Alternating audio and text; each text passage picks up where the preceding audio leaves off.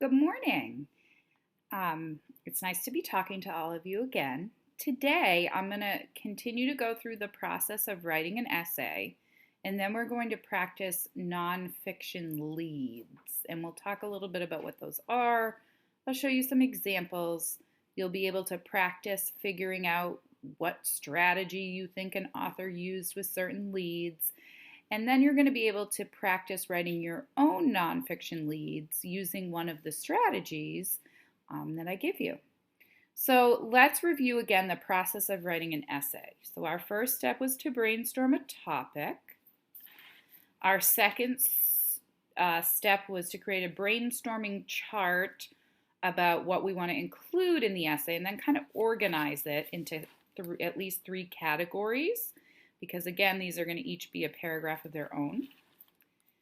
Then, using the brainstorm, you create your thesis statement, okay, which is what you're arguing, which I'm arguing in your homework, and your 3 reasons why, or your 3 paragraphs that you're going to include in your essay. And I'll just remind you of my thesis statement. Students at Saco Middle School should not have homework due to health, social, and family issues. Again, notice I don't go into big detail. I use the general headings of health, social, and family, and it's only 1 sentence. So your brainstorming chart should be able to help out with that. Excuse me.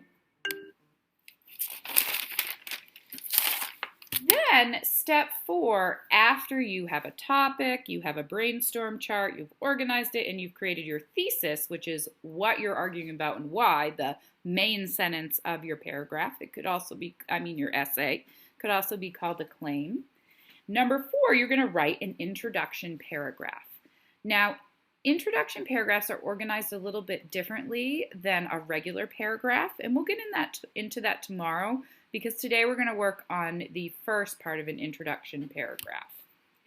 So this is a little bit different than what you're used to in 5th grade. In 5th grade, you started your essay off with your thesis or your claim.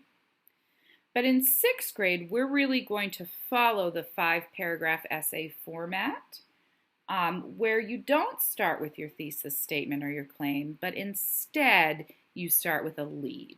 And the reasoning behind this is just like in fiction writing, you want to grab your reader's attention. You want something interesting to make them want to read your essay.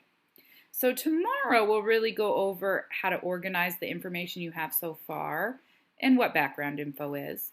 Today we're really just going to focus on the lead, which is usually 1 to 3 sentences to go into our essay, because that's what we're going to start our essay with. So I wanted to give you some strategies that you could use to create a nonfiction lead. And this sheet is also attached on Classroom. So we have 4 main strategies that good writers use when creating a lead. The "you are there," the quotation, the startling fact, and the question. So I am going to share with you an example of a "you are there" lead. It's kind of when you place your reader in a situation and pretend that they're experiencing something. And all of these leads are different leads that a student wrote that could go with an essay about corn. So here's the "you are there." You slather butter over the steaming hot cob and sprinkle it with salt. Your teeth sink in and the juice spurts out. It dribbles down your chin. How good that first bite of corn tastes, fresh off the cob. But did you know you're eating a food that was eaten by people some 7,000 years ago? So you could do a "you are there" lead. I usually start my homework one off with a "you are there." Imagine you're in class with 5 different projects to do, 1 in math, 1 in social studies, and then you have a test tomorrow in ELA. So that would be like putting a student in a situation where they have tons of homework. All right, so a "you are there" is a strategy you could use for your nonfiction lead. The next one is the quotation.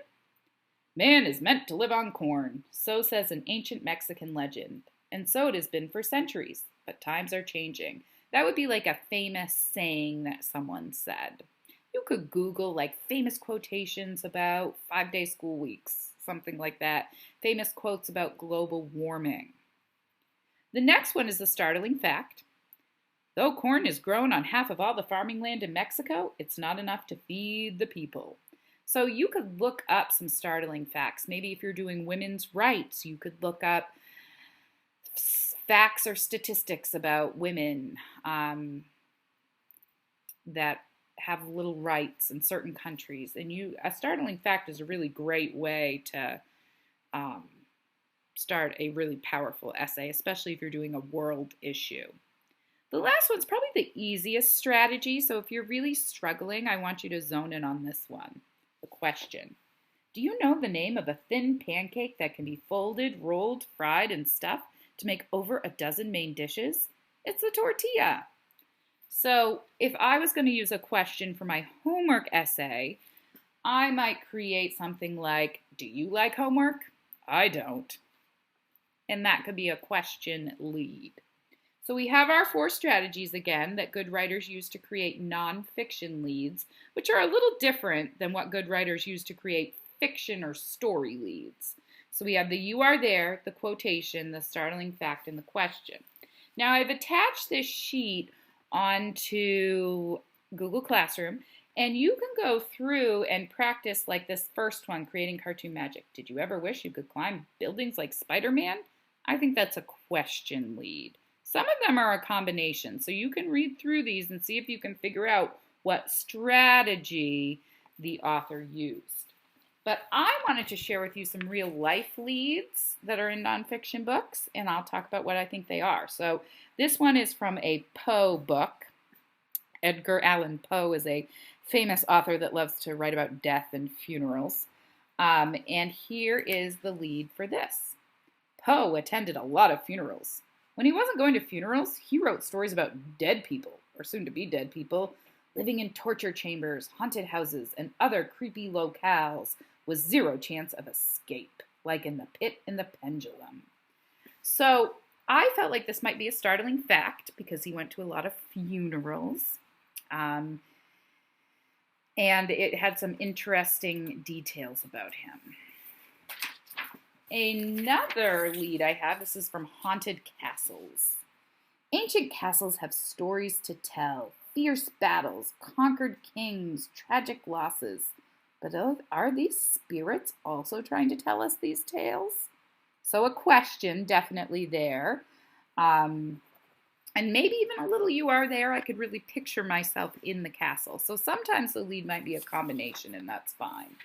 And the last one I wanted to share was It Came from the Sea. These are like sea monster stories.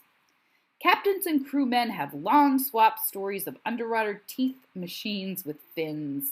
Stories of softly moving behemoths that appear, destroy ships, and disappear.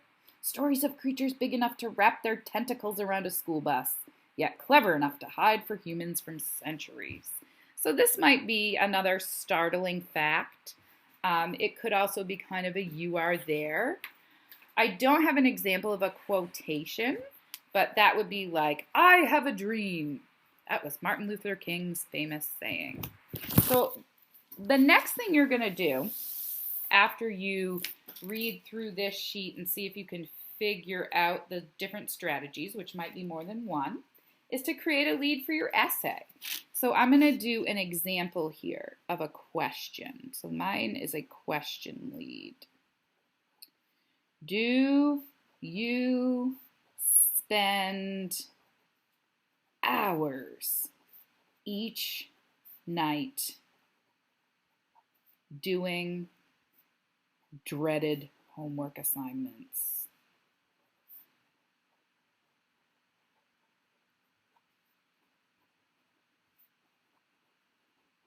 So there's my question lead. It's only one sentence, that's fine.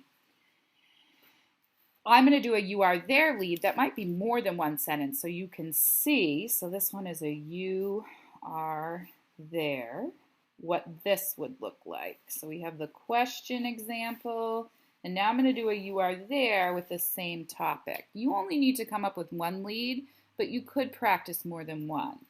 So imagine you are packing